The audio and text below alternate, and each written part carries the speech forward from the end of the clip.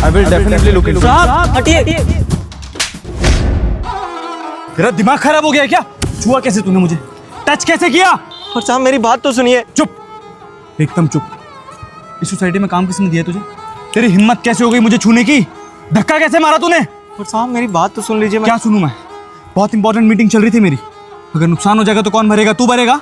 तेरी society president से ना अभी कंप्लेंट करता हूं मैं। अरे तू छोड़, तेरा ठेकेदार भी जॉब से जाएगा। तू जानता नहीं मैं कौन हूं, समझ में आई तुझे? रुक अभी। पर साहब मैं तो बस आपकी जान बचाने की कोशिश कर रहा था।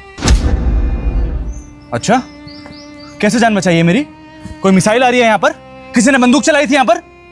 जैसे लोगों को ना बहुत अच्छे से जानता हूँ मैं। जानबूझ के ये बोल रहा है ना कि साहब मैंने आपकी मदद की, ये किया वो किया, पैसे दे दो, 100-200 रुपए दे दो। अरे काम करके पेट नहीं भरता क्या तुम लोगों का? हाँ, कि कोर्ट में एक इंसान देखा नहीं, पैसे मांगने चले आए यहाँ पर। छोड़ूंगा नहीं मैं तुझे, समझ में आई? तेरी कंप्लेंट करूंगा और तुझे कहीं का नहीं छोड़ूंगा। इस सोसाइटी के आसपास छोड़, इस पूरी सिटी में कहीं काम करने लायक नहीं बचेगा तू। अभी देख मैं तेरे साथ क्या कर सकता हूँ। पर साहब इसमें क्या ही गलती है हमारी? हम तो बस आपका हाथ पकड़ के हटाए हैं, वो भी आपकी जान बचाने के लिए। अगर हमसे कोई गलती हो गई है तो हमें माफ़ कर दीजिए, या आप जो कहें मैं करने के लिए तैयार हूँ। क्या करेगा? ये जो तूने मेरा कोट खराब किया ये साफ करेगा तू, या फिर जूते साफ करेगा अपनी जीप से? बोल। तेरी ही कंप्लेंट करनी पड़ेगी मुझे। 1 मिनट रुक। 1 मिनट भाई साहब। अरे कम से कम उनकी कंप्लेन करने से पहले आप उनकी बात तो सुन लीजिए, वो कहना क्या चाह रहे हैं। अरे मैडम क्या बात सुनूं इसकी?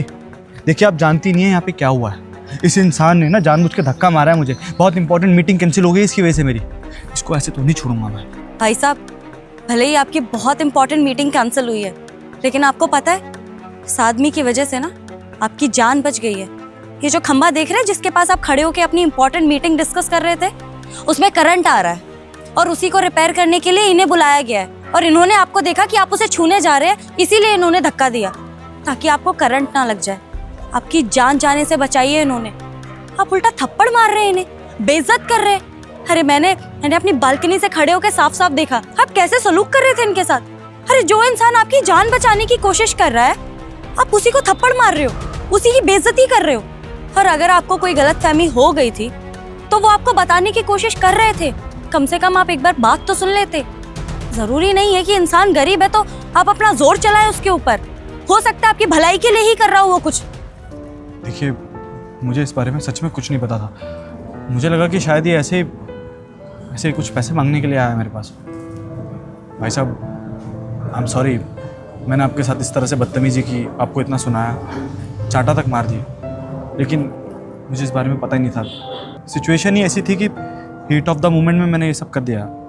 सॉरी। देखिए मुझे नहीं पता था कि आप मेरी जान बचा रहे हैं और बहुत बहुत धन्यवाद आपका। नहीं साहब, आप हमसे माफ़ी मत मांगिए। गलती आपकी बिल्कुल भी नहीं है। गलती तो हमारी है। और आपको पता है गलती हमारी क्या है? हम गरीब हैं। हमारी गलती हो या ना हो, कसूरवार हमें ही ठहराया जाता है क्योंकि हम गरीब हैं। पता है मैं तो बस आपकी जान बचाने की कोशिश कर रहा था, इंसानियत का धर्म निभा रहा था। लेकिन मुझे नहीं पता था कि आप इतने अमीर आदमी हैं। आपके अंदर अमीरी का इतना गुमान है कि आप गरीब इंसानों को कुछ समझते ही नहीं हैं। तो सच कहूँ तो गलती हमारी है और उसके लिए हम माफ़ी चाहते हैं। चलते हैं साहब। हम मैम साहब चिंता मत करिए, आधे घंटे में हम ठीक कर देंगे इसको। ठीक है भैया।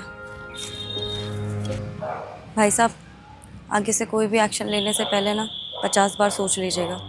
हो सकता है उसमें आप ही की भलाई हो।